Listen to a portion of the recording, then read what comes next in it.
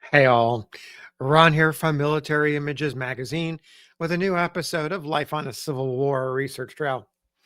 You know, when students of the Civil War discuss Southern born Americans who remained loyal to the Union and Constitution in 1860 and 1861, the most often cited example is Major General George Henry Thomas, the strong, steadfast, quiet Virginian who became forever known by his nom de guerre, the Rock of Chickamauga, for his actions at the 1863 battle that historians agree saved the Army of the Cumberland from a great disaster.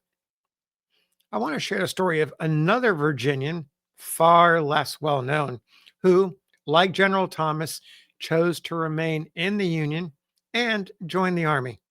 He's the man pictured here, George Augustus Armes. His last name, by coincidence, most appropriate for a soldier. Armes, born in 1844 and raised in Fairfax County, Virginia, near the village of Annandale, was just a short buggy drive to Washington, D.C.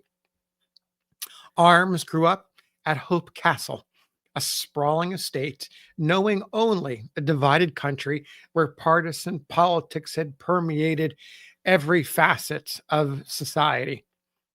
One of the most prominent men in the area was a man named James W. Jackson. He owned two hotels, one in Fairfax Court House named the Union Hotel, and the other in Alexandria, known as the Marshall House. I'm confident that you students of the Civil War immediately made the connection between Marshall House and Jackson. Yes, this is the same man who shot and killed Elmer E. Ellsworth, the charismatic colonel of the 11th New York Infantry, after he removed a Confederate flag flying from the roof of the hotel on May 24th, 1861. Jackson met his end almost immediately when one of Ellsworth's men shot and killed him. Before all this happened, before Jackson's name was vilified in the Northern press and celebrated in the South, he hosted grand tournaments in the spirit of medieval knights, damsels, and chivalry. One of these events were named for him, the Jackson Tournament. It featured entertaining equestrian exercises that thrilled attendees who had come from miles around, 60 riders in all, mounted on the finest horses in the area. When it was all over, the winner of the exercises was announced. This is the 1860 event. It's the man pictured here, Armes. He received a title, the Knight of the Planets, and an invitation to choose the Queen of Love and Beauty. He was too bashful, too shy to choose, so the 16-year-old Armes passed the honor to a close friend. That close friend selected Nanny Thomas as the queen. Armes relates what happened next, essentially a loyalty test by another man named Mottram Delaney Ball. He was a captain of the Fairfax Cavalry, a militia company. Here's Armes's recollection, written decades after the war, in his book, Ups and Downs of an Army Officer. Armes wrote, soon after this tournament, the boys were called together and their captain, Mott Delaney Ball, delivered an address on state rights. In 1860, Robert E. Lee had held that his primary allegiance was due to the states, and if such duties conflicted with the law and interests of the national sovereignty, the state should assert its independence in the face of the disruption and disintegration of the organized whole. In other words, the standpoint of patriotism was limited to the narrow confines and local interest of a state's boundary. At the close of Captain Ball's address, he announced his desire that all should enroll themselves in the Confederate service. I declined to accept the gray equipment, shook hands with my comrades, and, in spite of the most earnest entreaties to remain with them and stand by my state, bade them goodbye, stating that In my opinion, patriotic loyalty to one's country was superior to sectional sentiment, that I had decided to uphold national unity and to devote all my energies at whatever sacrifice to the support of the Union which had been established by the blood of our forefathers. Although a boy, I had been a passionate reader of history, especially books relating to the colonization of America and the struggle for independence, and had become deeply interested in the fearless efforts and impressive sufferings of the founders of the nation. The narratives of our revolutionary epoch had left a vivid imprint upon my heart, and the principles of patriotism were firmly embedded in my mind. I believed that the throes of tribulation which had given birth to a new republic on the shores of this Western continent should not have been in vain. The new creation to be again merged in dissolution, but that it should remain intact, one and indivisible, and with the increasing strength of maturity and close interests and reciprocal obligations, develop into one of the most powerful governments on earth. The blood of the Pilgrim Fathers was in my veins, and the voice of the Continental Congress and Faneuil Hall was now echoing from the soil of a southern state, the state of Washington and of Jefferson, in protest of the agonizing principle of disunion. Upon my arrival home that evening, I informed my mother and younger brother of the stand I had taken.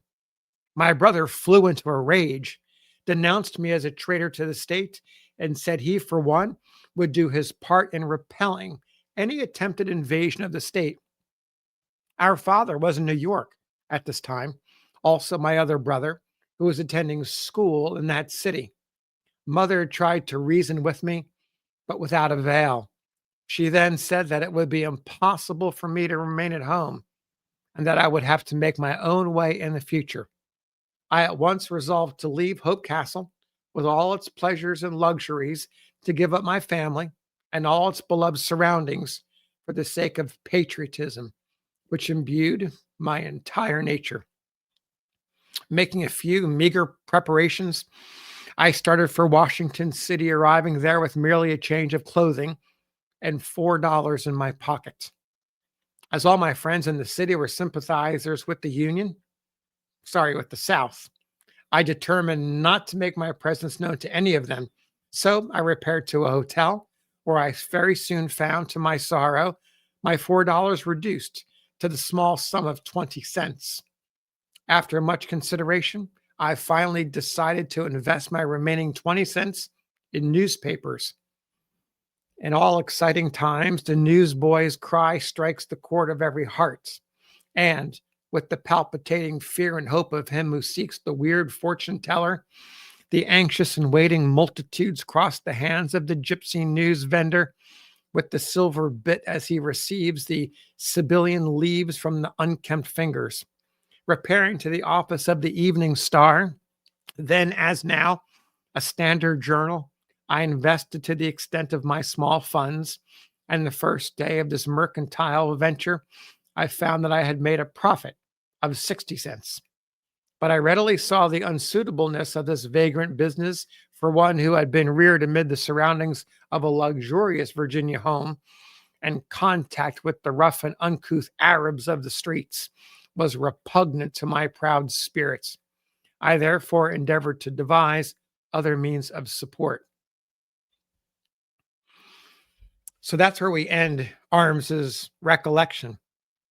You're going to wonder what happened to him. Of course, that other means of support turned out first to be a job at the U.S. State Department. After the war began, he asked for and received 2 brief leaves of absence, both of them momentous. On the first, he traveled to Alexandria. That was around May 24th, 1861, the day Jackson shot Ellsworth. He was there. He didn't witness Ellsworth being shot, but he was in the streets. He happened to witness the capture of Captain Ball, his old friend from Fairfax Court House, and 35 of his militiamen, the Fairfax Cavalry. That was that very company that he might have joined had he not remained loyal to the Union. The second leave occurred in July 1861. Armes acted as an informal scout and suffered a knee wound at the First Battle of Bull Run. From there, he went on to enlist in the 16th West Virginia Infantry, transferred to the Invalid Corps due to that unhealed wound from Bull Run, eventually returning to combat duty as an aide to Major General Winfield Scott Hancock. In late 1864, Armes accepted a captaincy in the 2nd New York Heavy Artillery and served in this capacity until the war's end. He wasn't finished yet. He continued on to the regular army for the better part of the next 4 decades, dying in 1919. So thanks for listening. We'll see you on the next episode of Life on the Civil War Research Trail.